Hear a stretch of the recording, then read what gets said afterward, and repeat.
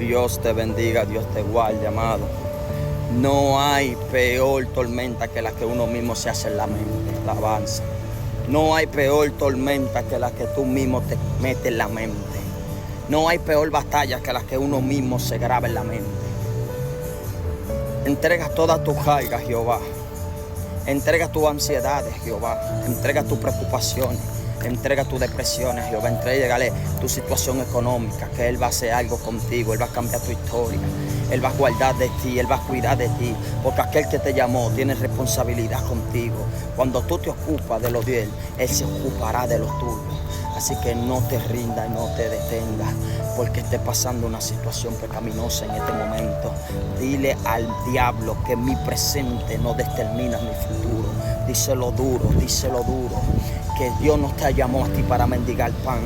Dios no te llamó aquí para que tú estés así. Es un proceso que Dios te permite vivir por un breve tiempo, pero no es porque tú te vas a quedar ahí.